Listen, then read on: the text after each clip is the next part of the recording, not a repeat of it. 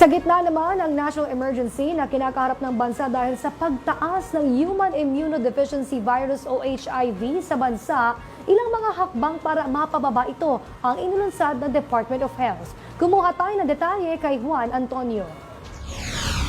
Isa si alias Joy sa mga kababayan nating persons living with HIV na nakikinabang sa mga libreng antiretroviral drug at konsultasyon sa San Lazaro Hospital. Kada 3 buwan siyang pumipila sa ospital para rito. Dahil naman sa inilunsad na patient appointment system, mapapadali na rin ang pagpila ng gaya ni Joy para sa kanilang libreng medical assistance.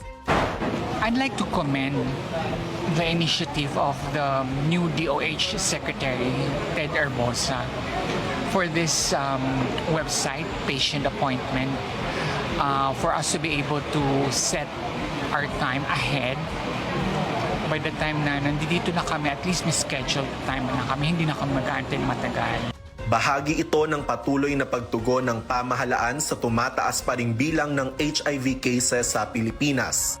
Sa San Lazaro Hospital pa lamang, nasa mahigit 200 na pasyente ang pumipila araw-araw para sa HIV screening, consultation at counseling, habang nasa mahigit 2,900 na pasyente ang buwan-buwan na nakakakuha ng libreng gamot.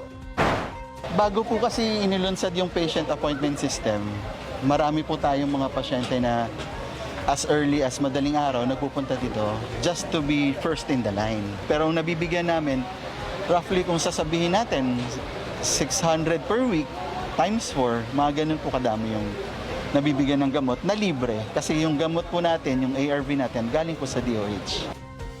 Naniniwala naman si Health Secretary Ted Herbosa na kailangan pa ng mas maraming pagkilos para tugunan ang HIV. Isa na rito ang deklarasyon ng public health emergency para mismo sa usapin ng HIV at AIDS. Iba na yung problema, bumabata, di ba? So we need more help. So hindi ko naman ma-orderan yung ibang ahensya.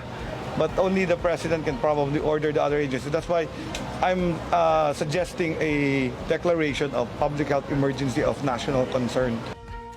Dagdag pa ng kalihim na ipaabot na rin sa Pangulo ang pangangailangan tungkol rito.